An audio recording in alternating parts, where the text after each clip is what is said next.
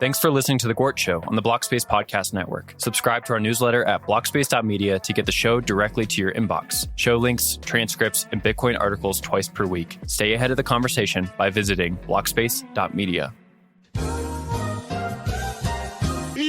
Hey guys, I am here today with Alex B. Alex B is one of my favorite voices on Bitcoin Twitter. Somebody who has, I would say, very strong opinions, but can oftentimes back those up and is very knowledgeable and has quite a he's been in Bitcoin for a long time. And so I think he has a lot of perspective on sort of what we're seeing now.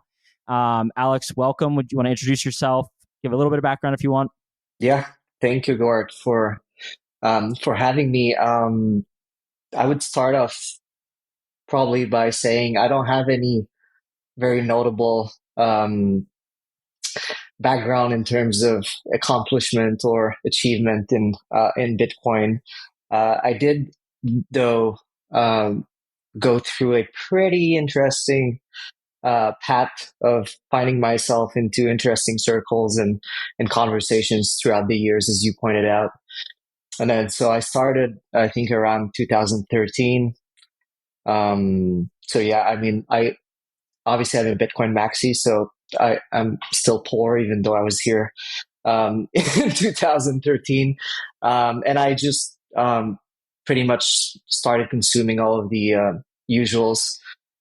And it then went on to things like Bitcoin Talk and Reddit, where I became very active. And through a very funny turn of event, eventually found myself kind of like almost taken by under the wing of people like Greg Maxwell, people like Adam Back, only in the sense that we would start communicating, and I would ask for feedback about some opinions and impressions about all stuff Bitcoin related.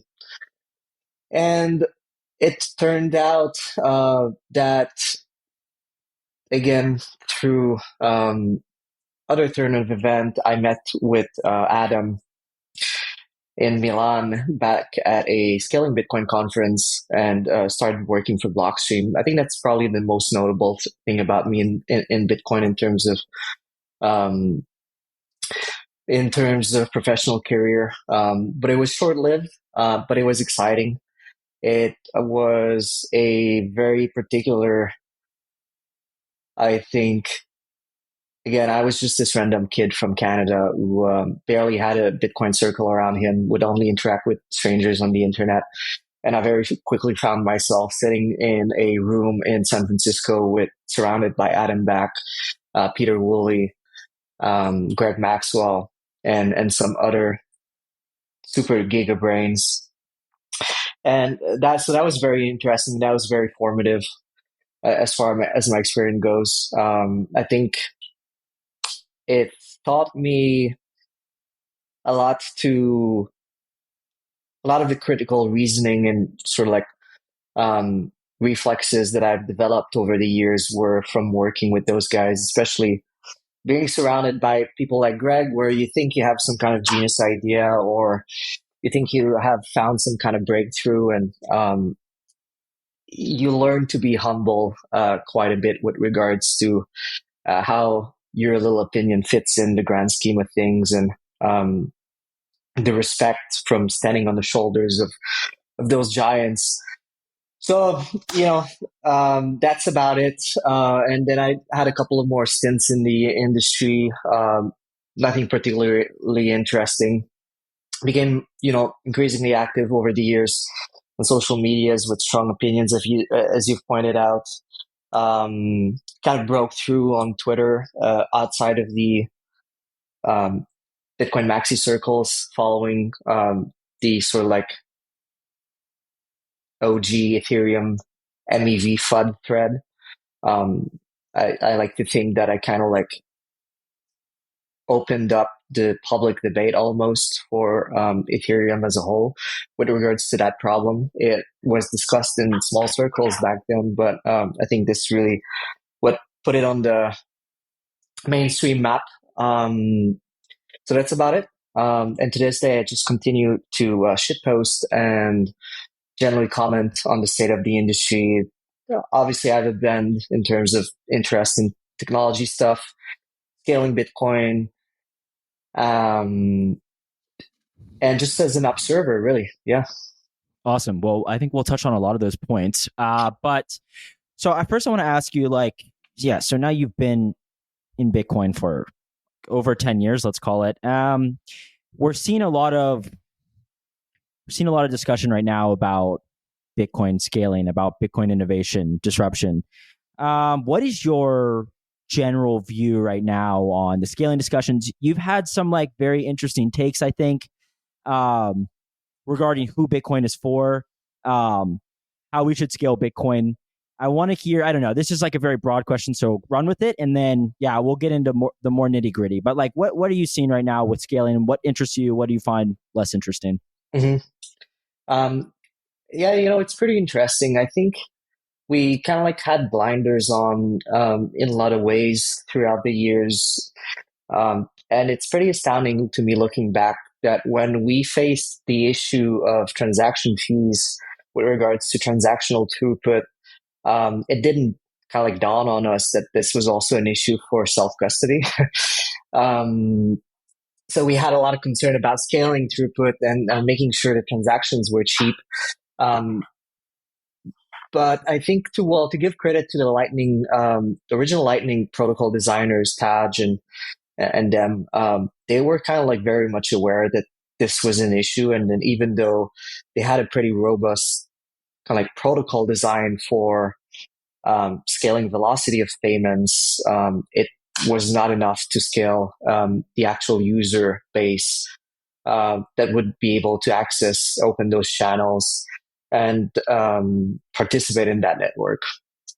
So seems to me that the scaling conversation has kind of taken that turn where people are almost less so concerned about transactional throughput because they figure that we're going to work it out in some way, even if to a certain extent, there's trust trade-offs that are made. But yeah, the biggest point of contention at the moment is can we actually fit all of those people on the blockchain, and is there room for sovereign access to the chain? And so my take has been that there is realistically not enough space for everyone, and it is very likely because of the very nature of the system that we find ourselves having to scale with trust. And for a lot of people, this is a very inconvenient truth, of course. And generally, I find myself trying to remain optimistic with regards to potential technical breakthrough. But I think I've kind of preferred to take the path of, okay, what's the base case scenario here where we don't actually hit on a sort of ZK home run or whatever other layer 2 trustless construct that we can get. And what does Bitcoin look like in this scenario where we have, a working Lightning network as some kind of layer, and let's say that's about it, or at least let's put it in a way that if we ossify today, what might scaling look like going forward? And I think I've been sort of like more likely of the opinion that we kind of just need to use a bit of the magic incentive sauce that Satoshi used in designing Bitcoin. And this is also why I've been sort of like kind of reiterating this mantra almost of decentralized money and permissionless finance. Because at the end of the day, when we consider Bitcoin as sort of like this medium of exchange that we all, I think, want it to become, the entire term of medium of exchange is kind of very vague. And when you really think about it, I think your interactions in terms of, transferring money today, we all think of it as in terms of payments.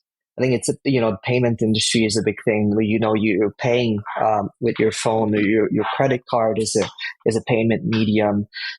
This idea that we have a mean of exchange does not mean that we're solely sort of like exchanging, a dollar bill. Obviously, we're not doing that, and so there are different terms. There are different terms of payments. There are different kind of payments, and I think this is where the financial part comes in. Is we have a decentralized money that does its job in terms of preserving the purchasing power of an economy, and I think that's probably its main role. I would say. So it's also why I kind of empathize with, and that's been triggering a lot of people, but I do empathize with um, someone like Sailor will say like, the medium of exchange thing, it's a bit of a distraction. And it really has been a distraction. If you look at it just very rationally throughout the years, I think we've wasted a lot of capital, resources, and time trying to sort of like fit, like trying to shoehorn that use case into our Bitcoin adoption roadmap. And it really hasn't panned out in the way that people initially were expecting. And I could make all the obvious sort of like, bring up all of the Austrian platitudes with regards to Gresham's law and all of that. But I don't necessarily want to get into this. But I think generally it's just that it seems very clear and obvious that the design that we have for Bitcoin on chain is not suited for payments. And payments are going to be what unlock the medium of exchange use case. I don't think that Satoshi had it all figured out. It's very clear that he hadn't considered a lot of that, and I think people with perhaps even more wisdom than him, like how quickly it quickly clicked for them that we would need an entire financial infrastructure to facilitate this use case. And the conversation then becomes, how do we facilitate those use cases without compromising too much on the trust aspect? And the open free market infrastructure, sort of like base protocol that Bitcoin provides, is probably enough, even if we were not to have other technological breakthrough. I think the idea of high-powered money, running a network of banks throughout the world in the way that Hal Finney envisioned, is probably robust. It seems like it would obviously fail in this day and age, because regulators and the nation state appears to be so pervasive and in control of everything. But I also don't think that Bitcoin is sort of a revolution or an evolution that happens solely on the internet. I think it brings about real consequences in the meat space, and that's why I'm still sort of. I think a lot of people seem to have conceded throughout the years this notion that Bitcoin was a threat to the nation state. I still believe that Bitcoin is very much a threat to the nation state. I wouldn't go as far as saying that it might eliminate it completely, but I think what it does is it forces it towards a market rate in terms of the services that it provides. And so in doing so, it's very likely that you'll have jurisdictions as Bitcoin continue to grow that will want to, attract favorable terms and create favorable environment for Bitcoin finance to flourish. And given the digital nature of the thing, it's just I think the equilibrium quickly switches into a concession from the nation state in terms of the power of at least finance in terms of payments and all of that. I think we have a pretty strong hand here that we can play, and I would like more people to take the initiative of setting up those kinds of Bitcoin financial layers where it is based on reputation and trust to a certain extent, but it can also be mitigated via a number of technologies. We can think about at the lowest level a multi-party signature, but there's a lot of interesting use cases that I think that the problem that we have created for ourselves is this idea again that everything should be decentralized, and right, it's decentralized, it's DeFi. I think this is the mistake that Ethereum has done also in a lot of cases where we do have primitives and technology that's available to create trust minimized contracts between individuals, but it's not clear to me that the premise that this contract or the underlying protocol should be open and accessible and should be the single umbrella that everyone should be interacting over. It's not very clear to me. I was recently reading about the problem with lending protocols, and that's there's a lot of pain points that are being dug up as far as that's concerned, because it's an open access thing where everyone gets to throw capital around, and then what happens is responsible capital allocators find themselves in the same buckets as complete degens, and so it creates a lot of more sort of like irrationality in the market. And I think then it creates kind of like disincentives for actual rational and intelligent capital allocators to participate there. So this is my first rambling of the podcast. I'm not sure if I'm addressing exactly. No, you crushed it. I think that was perfect. I think no, that was great. So to that end, I want to ask you then, I've seen your tweets, but maybe not everybody has, obviously, and I've seen what you've sort of been pushing recently, but I want to know what you think, so maybe we can separate this out, or I'll just ask the first question first.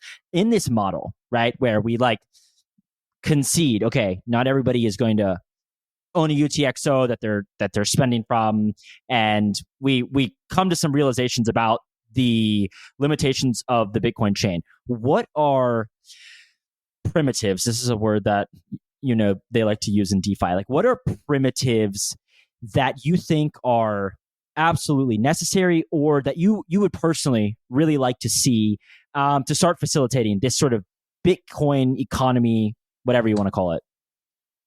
Yeah.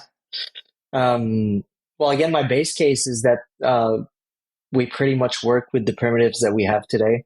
I think we can do a lot of things with multi-sig that are generally robust. I look at most of the new flavors of multi-sigs, and I'm not exactly enthusiastic about them. I don't even know yet that I want to buy into the BitVM hype, for example, because we've learned with Lightning that the devil really is in the details, and regardless of how elegant the idea might look like, it's not clear to me. I kind of have the same attitude that some people have with regards to Covenant, which is that just I'd like to see it by my own eyes before I really buy into it. But certainly, so if we're talking multi-sig, we're talking Teddy mints, cashew mints, so Shamian mints that allow either a single custodian or a shared multi-party custodian to offer really those financial services. And I think that this is one of the most underrated aspect of the work that Fedimint is doing at the moment, where they're really creating this ecosystem, almost this operating system, really for Bitcoin finance, which is that if you are fine with the trust assumptions of a federated mint, you can use this federated consensus and apply it to a whole lot of different applications, and eCash is only one of them. So you can also have virtual machines that are running off of that. It becomes unclear exactly what the most appropriate technology is that you want to start doing wild smart contracts, and do you even need wild smart contract? I think this is kind of like another conversation we can have. But if I compare something like Fedimint to most other L2s, because it's Bitcoin season 2, I think generally speaking, it seems to me like that they're first and foremost much further ahead in terms of implementation. They have an app that actually has been released on mainnet that people can use. And I think it should not be underestimated the amount of work that has gone into that for that multi-party consensus to be. It's not light work, it's not just a multi-sig wallet that people interact with.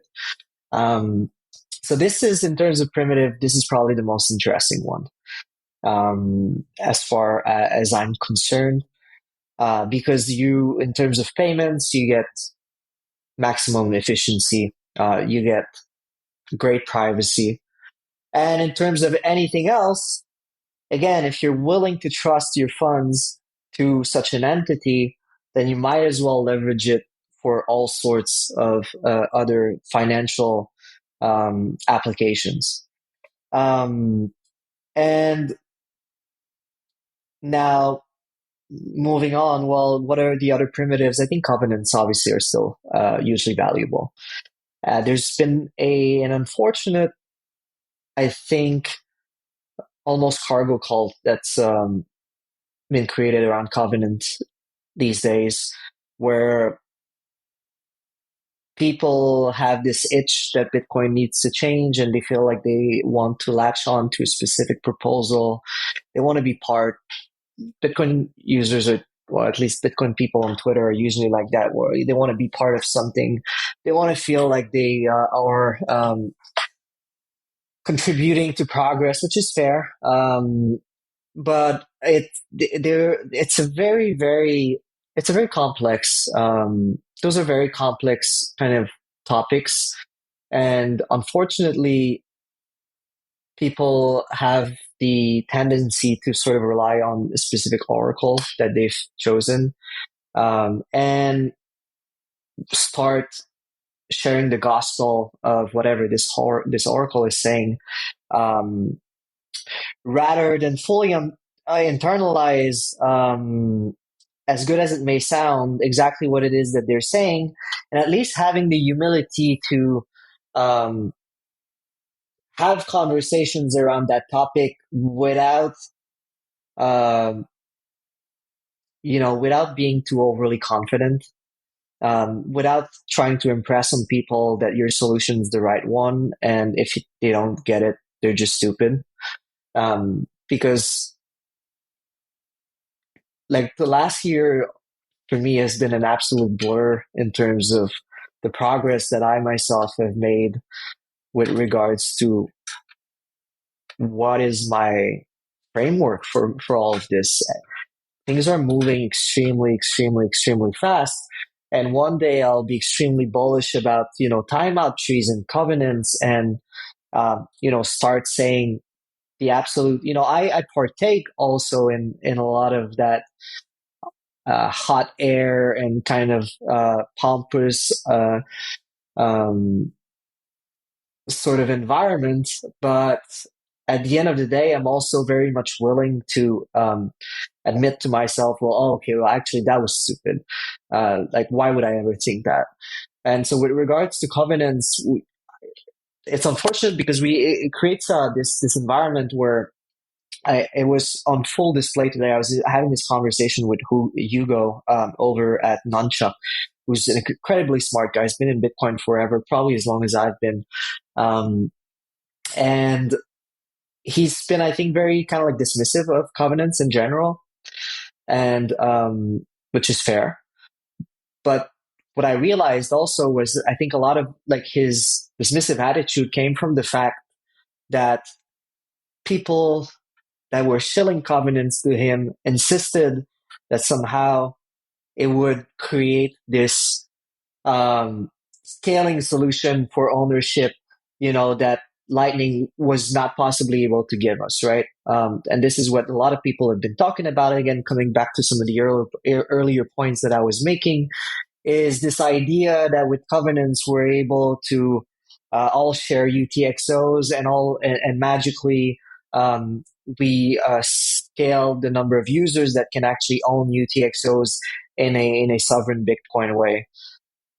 And it's unfortunate because it's wrong. It's just not the case. Ultimately, the cost of self-custody, of sovereign self-custody, is the cost of enforcement on chain, right? Is this unilateral exit. We've memed that unilateral. People keep repeating that term, and I don't think they understand exactly what it means, which is that you have to pay the fee on chain to be able to truly be sovereign. And so it doesn't matter if you can't afford to move your coins on chain, you're not going to be able to afford to move them off the whatever layer 2 you build. So you're kind of like in the same situation. I mean, there's a lot of nuance again to that. It introduced kind of like interesting semi-trusted model between perhaps the coordinator or the service provider that offers this covenant batch UTXO service. I know I'm skipping a lot of. I think I'm making a lot of assumptions about how some of this stuff works. I don't know to what extent your audience is able to follow here, but basically, as far as I'm concerned, the reason why it's interesting and why covenants are interesting is it creates more tooling for service providers, the ones that I've been referring to, the financial service providers I've been referring to. Today we call them LSPs, but tomorrow they'll be just banks. We're kind of like tippy-toeing around the term, but I think everyone should be painfully aware at this point that we're building financial services. It doesn't matter if we interact with them through protocols or code, unless we find a perfectly trustless solution. You're trusting a set of people with certain assumptions that are, I guess, are mandated by the code.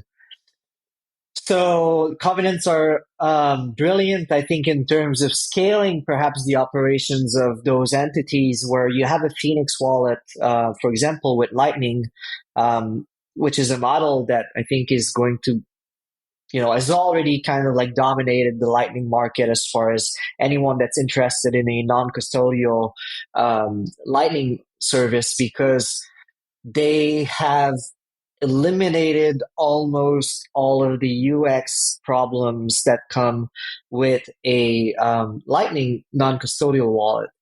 And that's especially true lately with the announcement of their sort of Phoenix server thingy that has a very interesting like sort of automatic management of liquidity. It's something that's been present in Lightning products throughout the years, but I don't think anyone has been able to offer in a sort of just run that thing and it's going to do all the work for you and it's just going to work. But what's happening with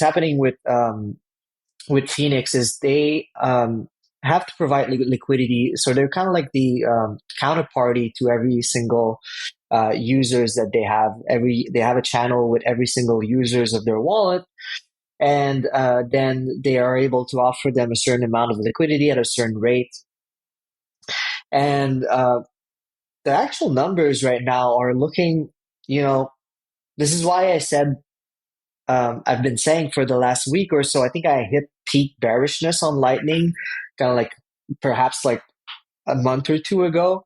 And now I'm getting more comfortable. I mean, you had the Coinbase announcement today about the Lightning integration. I don't know if you saw that. And I think that's, there's a lot of caveats to that, but I think that's pretty massive. I think this is going to switch the narrative a little bit in terms of payments on Lightning.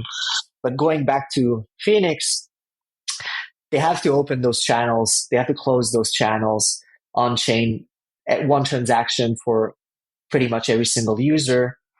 And again, they have to allocate that liquidity. And that liquidity is kind of, to a certain extent, locked in perpetuity with that user. And that creates a lot of inefficiencies, of course, which is like, well, you want to have liquidity allocated in spots of the network that are actually being used, right? Because that liquidity has a cost to you. And so, the numbers right now for Phoenix are looking pretty good. But what if 1 million users want to use Phoenix tomorrow?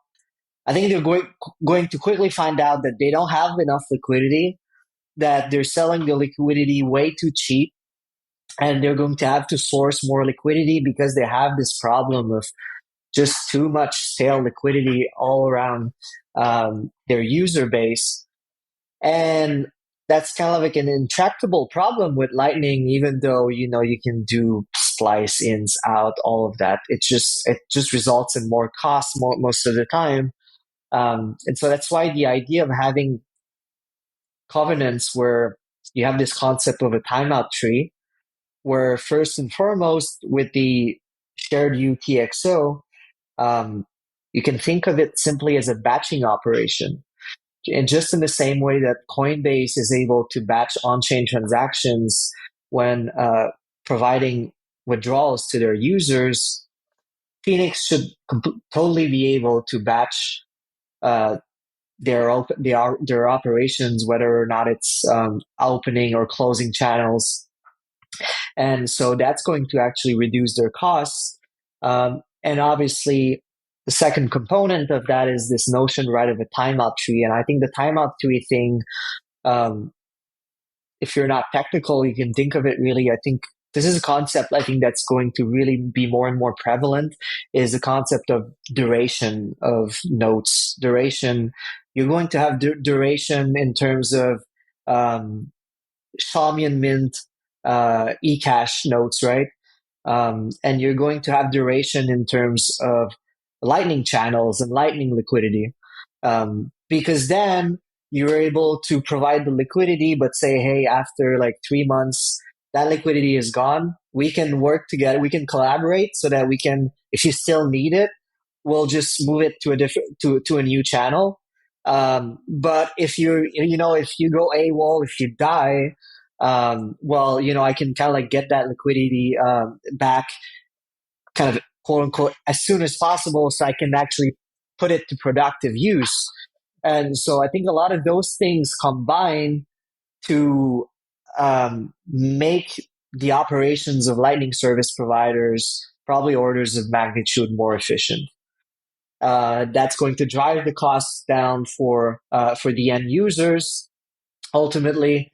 And this, again, will also allow for the creation of different trust model where a non-sovereign or someone that cannot afford on-chain transaction can kind of still piggyback off of those UTXOs, those shared UTXOs. And maybe eventually, by the time they actually start accumulating, wages or revenues, whether they're business or not, they can actually, it's kind of like a gradient where the higher the balance in their shared UTXO leaf, the closer they are to being self-sovereign, and this kind of happens very organically. The opposite of that would be the mutiny model right now, where mutiny has a Lightning instance and is now operating sort of in parallel a federated mint instance, and payments that are incoming via Lightning accumulate. Well, as long as they're kind of like below a certain threshold, they'll accumulate in the federated wallet mint um, of the user's Mutiny wallet. And then by the time it gets, say, to 500,000 sats, then the user can actually decide, okay, let's move it now to a Lightning channel. I'll get better trust assumptions. I don't have to rely on custodial mints. But I'm sure that I can actually, afford the on-chain cost if I need to move the liquidity or whatnot. So this is why covenants, I think, are very interesting. But again, I think there's a bit of groundwork to be done in terms of proving and demonstrating this, because the trade-off of this ultimately is that those users that, like in the worst case scenario, where the Lightning service provider is shut down by the government, goes out of business, bankrupt, whatever, their server blows up. In the worst case scenario, it becomes more expensive for everyone to enforce on chain and kind of call back their money. That's really the big trade off there.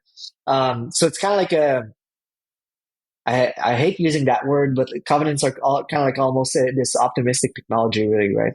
Where like if everything goes well, we got a lot of bang for a buck. If it goes wrong, it might be a little messy. So I'm interested. I've been interested in the research around this, and I hope it pans out. So yeah, I mean, there are plenty of different primitives, but nothing really notable that's coming up. I mean, we can talk about rollup if you want to talk about that. Well, I mean, I think that is sort of leading into my next question, which I'm not exactly sure what the question was precisely, but I just want to hear. So you're talking about, like, right now you're talking about maybe some covenants that could help with like Lightning and maybe Fediments as well. But like for the most part, we're talking about protocols that we already have, right? And I want to ask you how you kind of reconcile this with like some of what you're seeing in the more like far out Bitcoin season 2, right? This is what these people are calling it, like, so yeah, like roll ups. And then, I don't know. Yeah. You can just like go from there. Like, is this, I guess what I'm asking is like, you're over here talking about like ways we can improve like Lightning right now, maybe. And then, Eric and Udi are over here talking about like, let's just throw everything on this chain and see what sticks, right? Like Udi's like, we should activate drive chains, OP-Cat, like, right. All of these, like maybe, more risky, if you want to call them that. And I'm just interested, like, do you think we end up settling somewhere in the middle? I heard you recently say something to on a Twitter space. I don't know if you've said this on Twitter, but you said on a Twitter space you think we're getting OP-Cat, which I thought was quite a take. But yeah, I'm interested because, there's a lot of people, I think maybe some of my listeners, maybe not, I'm not exactly sure who my listeners are, but I think there's a lot of people who are like all pumped up about like Bitcoin season 2 and stuff. And you are, to me, like a little bit more measured on a lot of this stuff, right? Like you have a little bit more of an even keeled approach, and you're kind of saying like, these are some incremental improvements we can make. And then there's this like way out here stuff. And now I want to hear your opinion on the way out here stuff and like the likelihood of it getting in. And then if you want to talk about OP-Cat or CTB, like more specifically, just run with it. Yeah. It's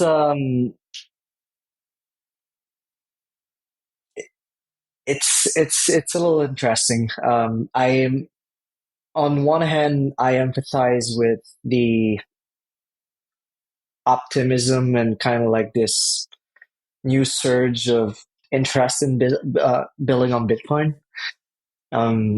I feel like I'm able already to identify quite a lot of people that I imagine, regardless of whether or not what they're building will fail, will probably stick around and make valuable contributions. Ultimately, a lot of the stuff that I'm seeing, as I've said, is no better than just any federated multisig. And the only argument that someone might have at the moment against this really is BitVM. And again, I want to believe, but there's again, perhaps it's worth pointing out for your audience that I'm not an engineer. I am not a developer. A lot of this stuff, technically speaking, I'm able to sort of intuitively understand how it works because I've been around those systems for so long. But I cannot write or read code. And so when you're getting into the types of science projects that BitVM are, it's almost impossible for me to kind of wrap my mind around. Not only, I mean, I have a pretty good idea for the base construction and how people feel it might work.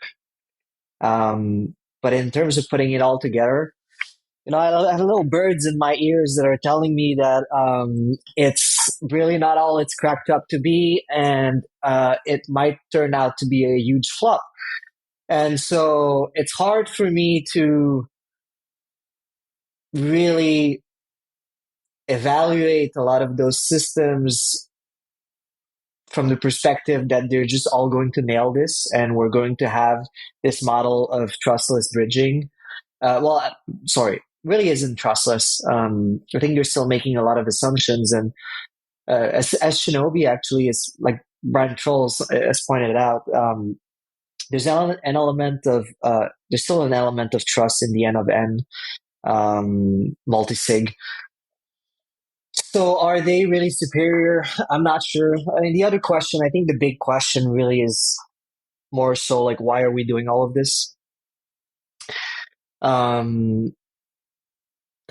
I think one of the larger lessons that one could have possibly learned from Ethereum in the last year, or at least it's becoming more apparent, is not so much the failures of proof of stake or all of those consensus level distractions almost, but more so the actual value of the application models that have become so prominent in Ethereum. And we have kind of like created this assumption that there were, true innovations on Ethereum. And, we have financial constructs such as AMMs and lending liquidity pools that are almost de facto accepted as something that we want to replicate on Bitcoin. And I can see where that demand is coming from, because certainly, although you can make an argument, and I think you had a solid conversation with the gentleman discussing AMMs on, I think, your last podcast, or at least I don't know when this is going to come out, but people might want to check that out. But there's like really, I think, a lot of consideration for, is this really like a cornerstone of the future of France? Or is this just a fork in the road that we took and we played stupid with funny bucks and we imagined that we had this financial revolution where, in fact, the entire almost purpose of those systems was actually to be so hugely inefficient that the ones that were actually skilled and smart were able to extract the value out of those systems from the more passive users that would try to ride that train. And so it seems like we're almost following into the footsteps we want. I mean, at least some people are intent in following in the footsteps of Ethereum as far as that's concerned. I'm not very excited about this. And I think there is still, it's taking a little more time, but there is some interesting Bitcoin projects that, might come out and maybe neuter sort of like to a certain extent uh, this this movement towards all things DeFi. Um, Lending is something that you can probably execute without having to rely on a layer 2 smart contract, full EVM type of service. And I mean, you might still want to have it happen on a layer 2, because ultimately, you're still running against a wall in terms of scaling and the cost of initiating all of those loans. But DLCs, I think, are a good approach for that. And the way I look at it is, I think it circles back to what I was saying earlier on, is this idea that we want everything to be in this open platform where people are contributing, liquidity or capital to liquidity pools, and it's kind of like a giant. I guess the idea is just like, if we make it as open as possible, we'll have, the most effective market rate for all of that stuff. And that's clearly, for lending or whatnot. This is at least the case that some people have made through the years, is like, you can actually borrow USDT. Maybe at one point you could do it more cheaply on DEXs maybe than centralized exchange or whatever. But you can also just do you can also just go to any sort of like proto bank and tell them that you're looking to get a Bitcoin back loan, and you can execute that loan under a single contract where you don't, everything is isolated, right? And I think there's a lot of good arguments to be made as far as, well, if you isolate everything, probably like there's also inefficiencies in terms of the liquidity. But I think when you're talking about retail use case, you want this stuff to be isolated, and maybe like the big boys that actually know what they're doing can actually have bigger, larger pools of money that are trading at a different level. So I haven't found a very satisfactory answer for the why use case. To his credit, Eric was the first one to point that out, I think, in his podcast with you.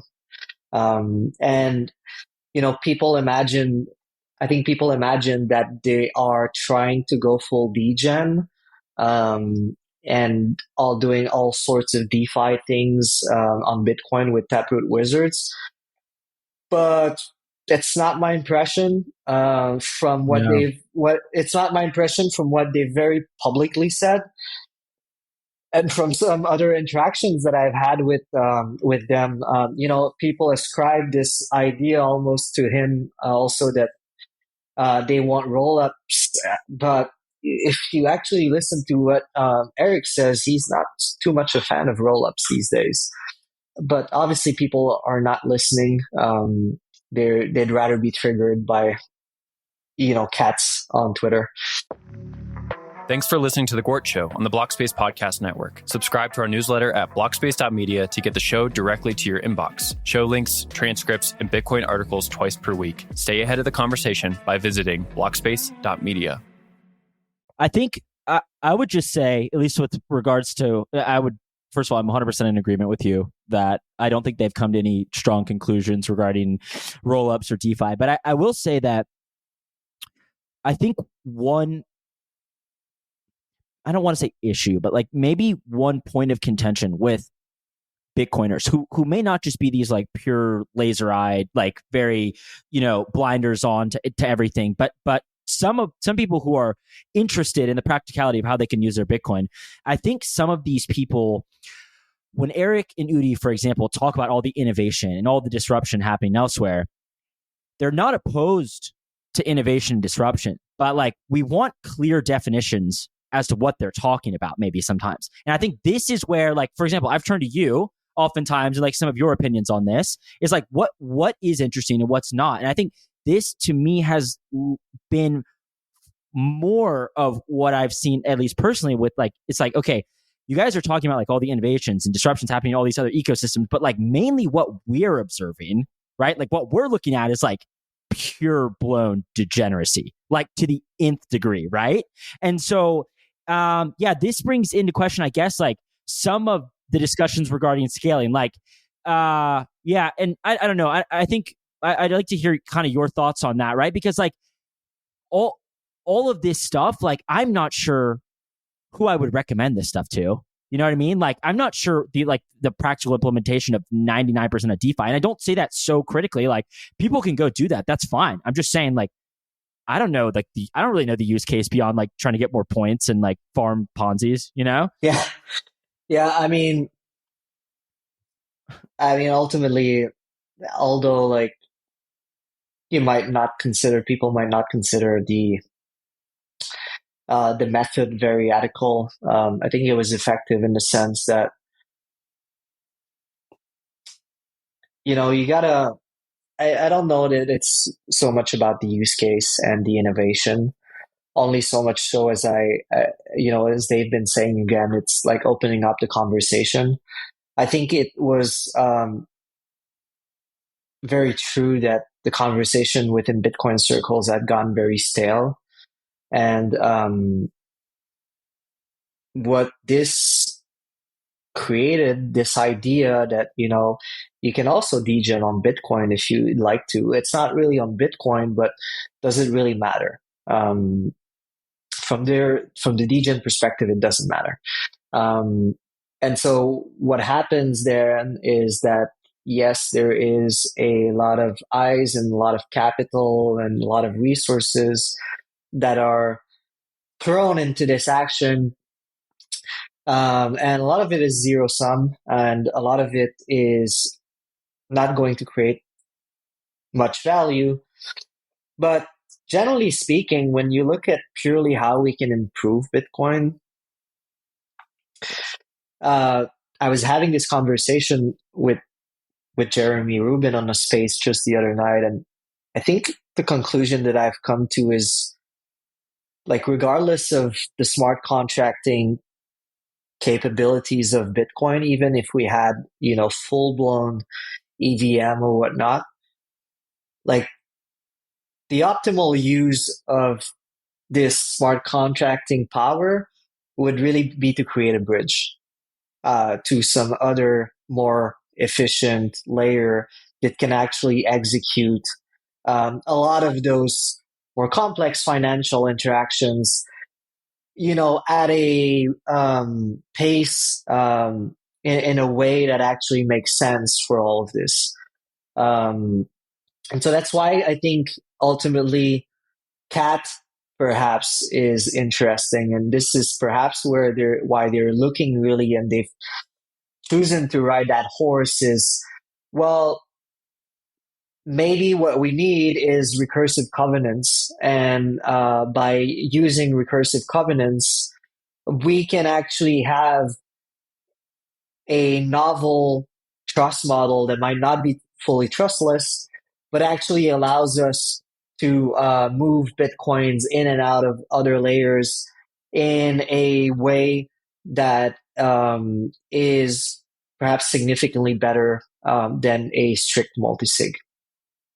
I believe, and it's my impression, that they do think CAT allows for all that BitVM has been propped up to be, but in a sort of much more I mean, actually, in a way that would be not only cleaner, but actually would just make sense. So, you're talking then, okay, well, if we have like this ability to do a one of n um, contract, where it's actually kind of like BitVM v2, right? Where the verifier set or whatever is not bounded. So you kind of have this construct where anyone on chain can initiate the challenge if they think that the operator of, call it a roll up, call it a side chain or whatever, has made a faulty or fraudulent withdrawal. So is a one event construct good enough for us to soft fork Bitcoin? Um, I mean, to me, it's not a very convincing argument. That in and of itself, because for the very same reason that, as you said, like, what are we even like trying to do here with all of those additional layers? But then CAT also, I think, allows for very, very decent vault construct, and I think vaulting is an important um, feature going forward. From a security perspective, I think this brings a lot of balance to the conversation. Um, Twitter kind of caught fire in the last couple of days because you had Craig Raw, which is the developer from Sparrow Wallet, went had this conversation with people where he was making the case that too much of the conversation around Bitcoin was focused on scaling. And I actually made a lot of similar points before in the past, and I think it's very much true. I think that's why I was kind of very much opposed to, like, I take L in the Hands, for example, which is another soft fork proposal that is just a package of CTV and Chicksig from Stack and all kinds of stuff that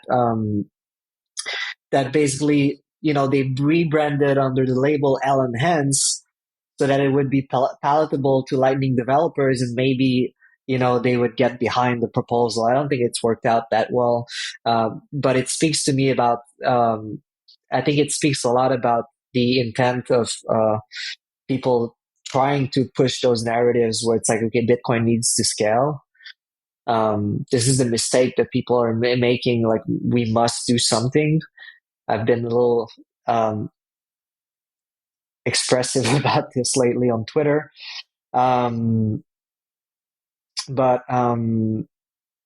yeah, so with vaulting, we have something that brings balance to the conversation, is more security focused.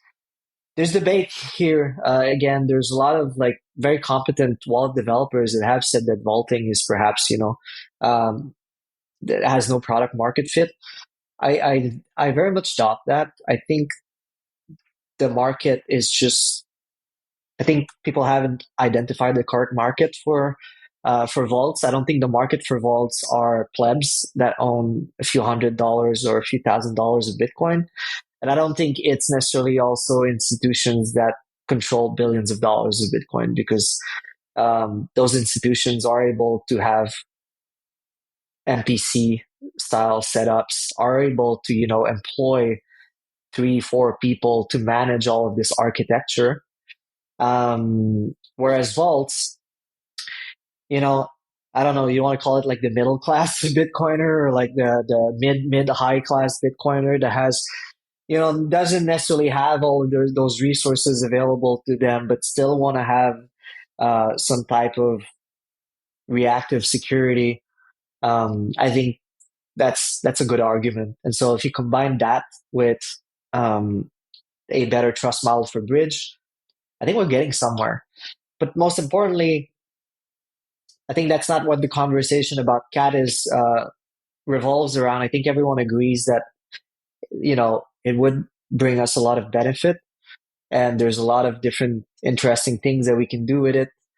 But the scarecrow of recursive covenants in general that's been present in Bitcoin forever, but more so nowadays from the perspective of MEV, right, is what is, I think, incorrectly having people kind of shy away from anything that might introduce this problem. But I think it's a very misunderstood problem. I know we've had a couple of chats about it. Yeah.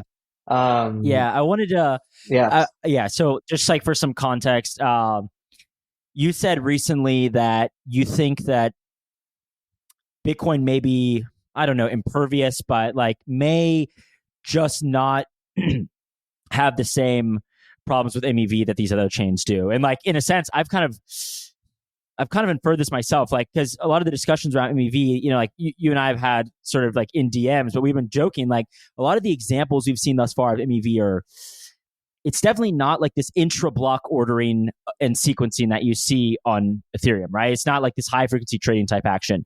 It's like, like signing the other side of a PSBT on a stale like quote, essentially. Like, but even this is probably solved at like the wallet level. Maybe, I'm not sure. Yeah. So like if the floor moves like 10%, like effectively what's happening is like, just for context, I don't know, probably listeners may not have any idea, but like what's happening is like you list an NFT, an ordinal for 0.5 BTC, let's say, and let's say the floor moves up really quickly to 0.75.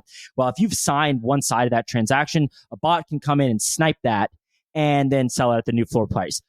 There is some context, which is that they can't do this in a single atomic transaction like what you can do on Ethereum. So there is like almost always in these scenarios, there's like inventory risk, as they call it. Like you are having to hold that asset. Now, if a floor moves, a quarter of a Bitcoin, like you're probably okay to snipe that. But anyways, the point is like these are like sort of trivial problems. And then the rest of the MEV discussions around Bitcoin have been more, I would say, with regards to like economies of scale developed from miners, as opposed to like the sequencing of transactions that we see on Ethereum. It's more like, is a miner going to have an outsized return on their investment without, as Reardon codes, Brandon Black, one of these devs, has explained it, like without an increase in their fixed costs.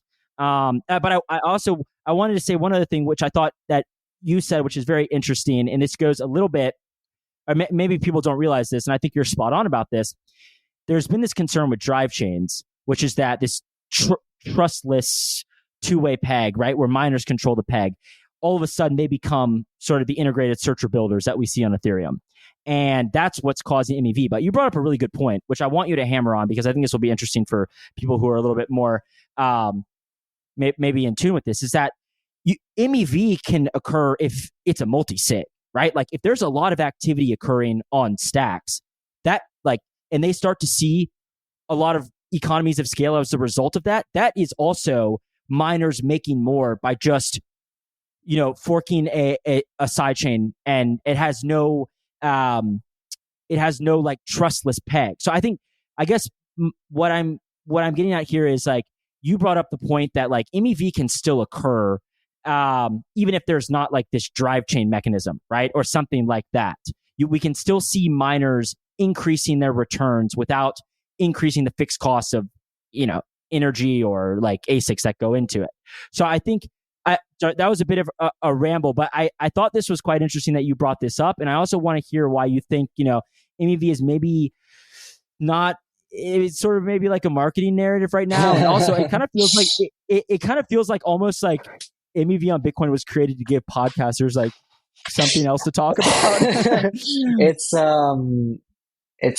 very scammy because a lot of it comes from I think entrenched interests that are like that would very much like to partake in the MEV.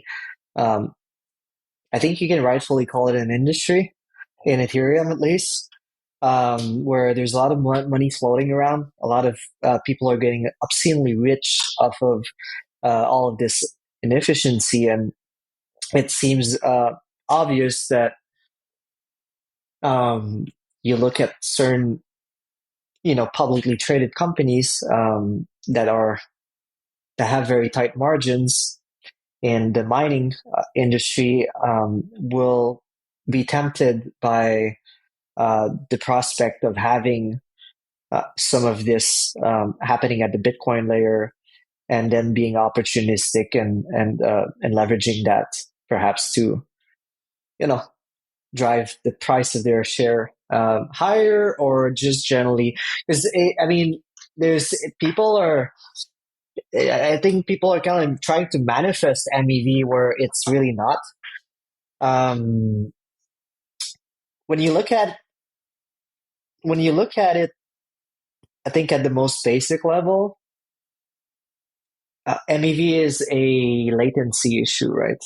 Um, and so the biggest MEV opportunities, I think, nowadays on Ethereum are arising because the same concept that you've explained with stale prices for an NFT happens for every single asset that is deposited into liquidity pools. And there are very sort of like impressive graphics that I remember someone created where you could see the activity of searchers and builders with regards to like the price movement, like so if like you'd have like huge intra block price movement on Ethereum, um, like the moment that it happens, like the people that are the builders that are integrated with centralized exchange and all of that, they start like moving things around a little bit, right? Because they know that if they're able to act quickly, they'll be able to arbitrage people that have on-chain positions, because those guys aren't able to update their position as fast as the others. So it's really a latency game, and the reason why I've been saying that it seems to me like that's strictly incompatible with Bitcoin is that the latency on Bitcoin is just like orders of magnitude literally higher than any other blockchain where MEV happens nowadays. I think Ethereum is still at 12, 13-second blocks. Solana has, I'm not sure exactly what, I mean, there's not really, um, there's not even really blocks this idea. But anyways, like even if you bring the interval of blocks in Bitcoin down to a threshold that would end up being dangerous actually for proof of work, it doesn't make sense. And so necessarily, no one's going to be building those kinds of applications on chain. Even if you pull out, if you put the EVM on Bitcoin tomorrow, I mean, there's not a person in the world that's going to build an AMM on Bitcoin, because no one is going to be willing to expose themselves to 10 minutes of your price being stale in an environment, like Bitcoin or crypto in general, where the price can move so much during that interval. People are just going to lose their shirts. I think, it's interesting to consider why those applications have persisted in Ethereum or other chains, regardless of the fact that most liquidity providers are making money. I think there's a simple explanation in the sense that, all of that stuff is easily subsidized if you're making bank off of providing liquidity to tokens or assets that you might have had, a pre-sale on or whatever. I think we know that. I think someone was posting that there's basically like 4 or 5 entities that are actually providing the bulk of liquidity on, say, an ETH USDC pair on Uniswap, right? And so you can maybe less. Yeah, maybe less, exactly. So you can imagine who those people are, and like they're probably making a whole lot of money through other ventures to be able to subsidize that at cost. But I think in like if we move towards an efficient market, that's just going not to make sense. So it doesn't make sense on. I mean, it doesn't make sense on Bitcoin. It's like I said, like I was saying earlier, I think the most optimal thing you can build in Bitcoin if you have smart contracts is probably a better trust model for bridges. But applications, you got to look at MEV from the application level. It's like, okay, well, you have a certain infrastructure that creates inefficiencies, and those inefficiencies, if they creep into front-facing applications of users, they're going to create this value leak that other people can leverage and seize and compound. And so the inefficiency on Bitcoin is just completely. I made this kind of like I mean, I don't know. I think it was just me trying to be clever, but I was just saying, like, I think Bitcoin in a way is so extremely efficient in the sense that it does only verification and no computation. And because it is efficient in that way, it doesn't allow for those inefficiencies, those market inefficiencies that create MEV. I understand that to a certain extent, MEV, is kind of like it exists in traditional financial markets. And it's going to be there on any application that we might build at different layers. But generally, yes, the gist of the argument is it's very hard to imagine a scenario where there is a significant leak of MEV that affects consensus and miners' incentives on chain at the layer one level. And the argument against that is perhaps something, well, it's not so much against that, but then the next argument one can make is, well, okay, but you can have MEV leak into from layer twos, which is the argument I was making for a long period of time with regards to drive chains, which is that if you have miners participate in the sequencing and validation of other layers, then necessarily you have this effect where MEV leaks into. But the reason why I believe this is not so much an issue anymore is, again, if you take drive chains, drive chains, funny enough, is the single worst implementation or of merge mining, I believe, because blind merge mining makes it so that it must follow the ordering of Bitcoin in terms of 10-minute blocks. You don't have the opportunity, because typical merge mining can actually adjust their difficulty, so they can actually have faster blocks than Bitcoin. But because of the blind merge mining construct, drive chains are actually stuck with 10-minute blocks. And so from that perspective, again, you have side chains that are not yet able to, they're still not able to actually reduce latency enough that they're viable for all those kinds of applications. So Jen, I think merge mining, although it seems like I think there's this conversation that persists around merge mining because I think a lot of miners have this idea that they might have to rely on that from the perspective of security budget conversations and future fee revenues and very tight operational margins. But it's not a very practical and desirable security model for layer two or ordering or simply as a trust model.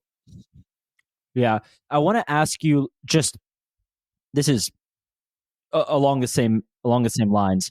What do you think about the potential for some of these meta protocols that don't really exist on top of Bitcoin? They exist sort of like in their own little domain.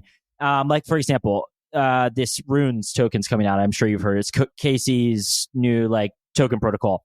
Okay, let me ask you what your thoughts are regarding, I don't know, miner centralization, however you want to parse this.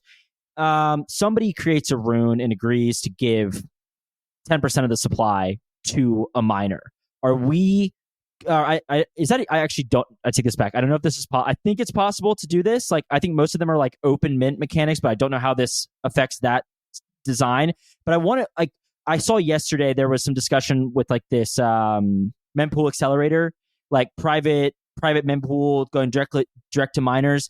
Like, is this a concern for you? And then, yeah, like, do you see these other protocols atop, like sitting like sort of atop Bitcoin having an effect on like the centralization of miners? Or yeah, like, are we going to need to just send all of our transactions through these RPCs to get included? I mean, is this, because this is what occurs on these other chains, as you know, right? Like, you can't broadcast a transaction without getting beaten down from all different sides. You know, like, you pretty much have to use something like a private mempool or whatever. And I'm just curious, like, if this is a concern for you or not really. Yeah. I I would think not really. I don't know what is the. I haven't looked at those too much to know exactly like why, for example, would someone creating a runes token give 10%? It's kind of like this. They're like, are they? It's because of this idea that they're in a race for a specific ticker kind of deal, or they don't want. Um, yeah, okay, yeah, they don't want that to hit the mempool and then someone front run Yeah. their creation. Um, yeah. Well, also like for another example, like I think that Udi and Eric went direct to a mining pool to have this like 4 mega mined. Like, is an increase in this, and then maybe like related these out of band payments, is this concerning? Yeah, I guess it's a little concerning in the sense that we want to try and mitigate it as much as possible.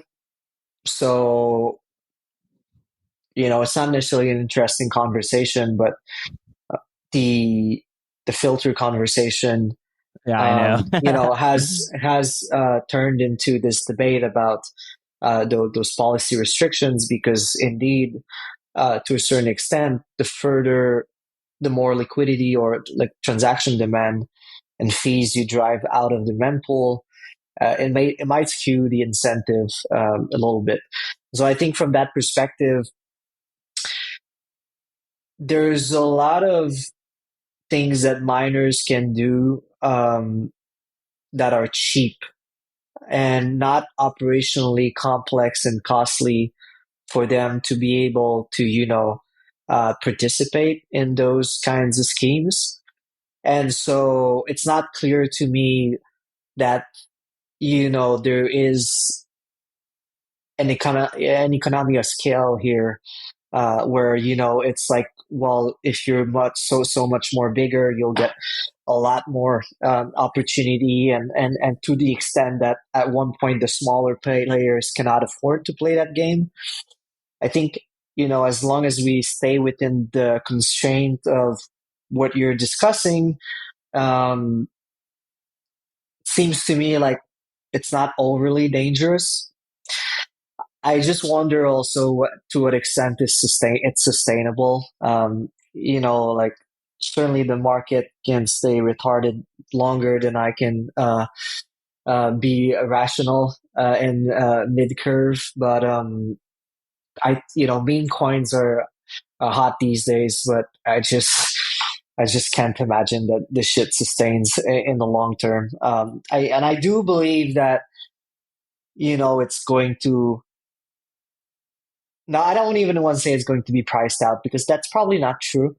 In the sense that if miners if meme coins are the hot shit in 10 years and the Bitcoin price for transaction is $1,000, someone's gonna fucking like not care and pay because they think they can make more money. But I think the trend is just like I think ultimately like markets. markets will become a little more efficient. I think it's a symptom of this sort of like fiat, very speculative, zero interest rate paradigm we find ourselves in. So it's hard to speculate on this, but generally speaking, there's going to be a lot of shenanigans like this, I imagine, for this cycle. But I think it will even Yeah. out. I think it will even out as the cycle plays out. I'm not really concerned about this specific aspect. Yeah. You tweeted, which I found interesting. You tweeted that you thought that Ordinals may be one of the most profound. I think what your point was just what sort of like the conversation that they facilitated. But yeah, I don't know. I think, like, ironically, I kind of like Ordinals, and when I listen to Rindale, I still don't know how to say his name, Randall, whatever his name is. When I hear him talk about this being like digital jewelry, like it resonates. Like, I mean, it's a JPEG. It's not lost upon me that like 99% of these are scams. And so, like, whether or not it justifies like the overarching theme, I don't know. But like, I think it does seem fairly transparent. You know what you're getting with an ordinal. So wait, yeah, what was your tweet about, and like what do you think that like ordinals sort of like facilitated within Bitcoin? Yeah, I think the initial feeling behind that tweet was kind of very much focused on the effect that they had in terms of um, transaction fees. They were kind of like I think there was a lot of suspicion for a while around Lightning, that it was full of cracks here and there, and it was barely hanging by a thread.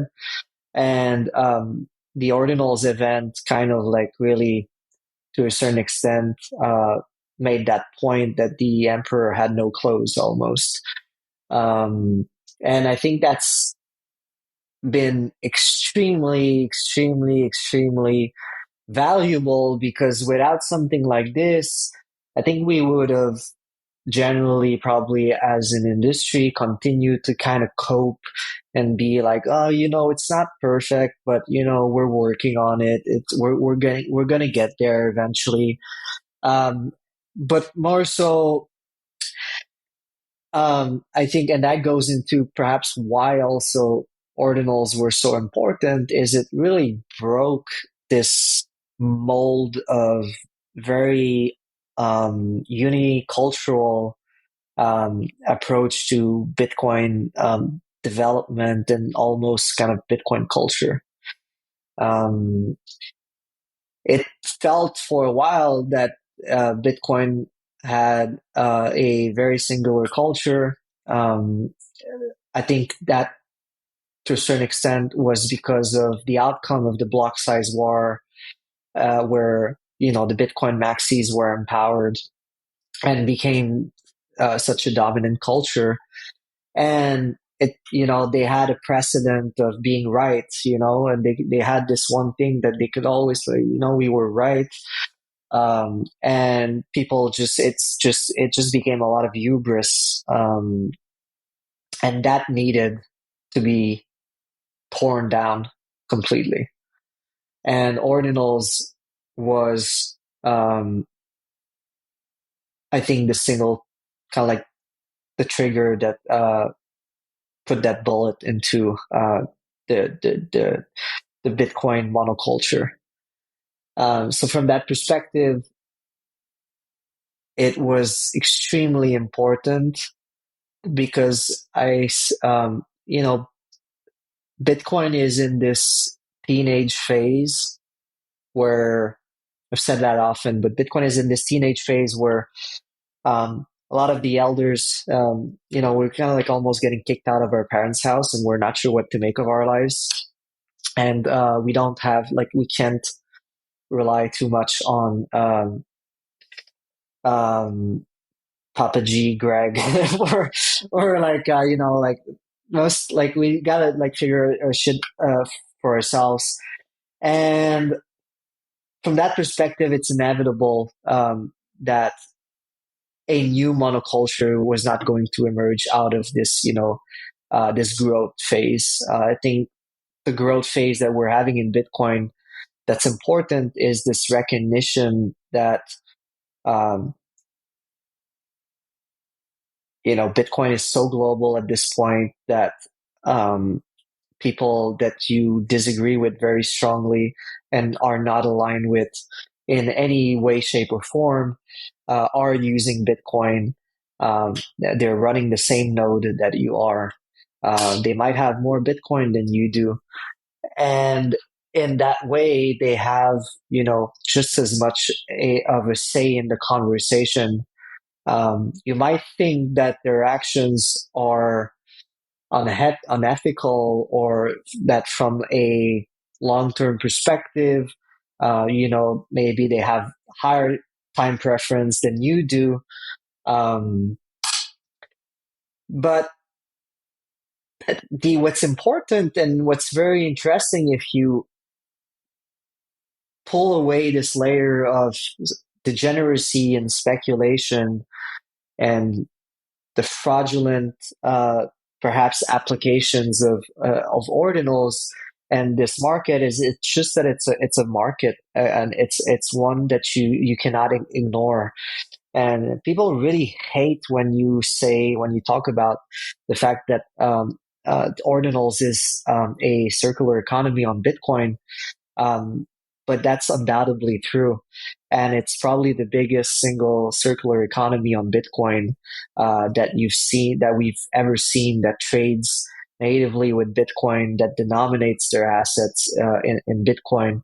It might be short lived. And, there's a lot of reason to hate most people that are associated with it and most use cases. But there's something there, I think when people say like that, again, Bitcoin is for your enemies, it's like, I don't think a lot of people say this very liberally, but I don't, it doesn't feel to me like they kind of really can get behind that. And so it was kind of important in terms of uh, putting a check on the ego of a certain crowd of Bitcoiners, because that's what, Bitcoin is the great equalizer. I had this, we brought up Mersha earlier before recording, but I think Mersha Popescu had this brilliant line that I pulled out the other day, which was like that Bitcoin is the anti-religion. It kind of shreds the mask of Bitcoin is the anti-religion and exposes the implicit Bible of everyone else. I think it's just a beautiful way to put it. So yeah, I think Ordinals was kind of like this jolt of this very fringe frontier thing that came and shook up the tree for the Bitcoin industry. And it's unclear, where all of this is going to fall. And I think we're bound to have people that are just betting the horse betting the farm on this Bitcoin season 2. I think they're going to do just as good as people who bet the farm on Lightning, which is not very good at all. But ultimately, yeah, it was a necessary cultural shock, and that's how I choose to see it. Yeah. Yeah, I think that's a good way to put it. And I think one other thing is like Udi identified something with NFTs, and he saw something, I think, and he said look, this is one of the few things that has really has product market fit, because a lot of these degenerate games are very fleeting. People aren't committed to playing these Ponzi games, but they get, in a weird way, maybe weird, maybe not weird, but they get attached to these NFTs, and there's communities that are built around them. So yeah, I think he identified that, and he said, look, the only two things that really have product market fit are stable coins and NFTs. Yeah. And like, unfortunately, like that may be the reality right now. So I think they were spot on about that.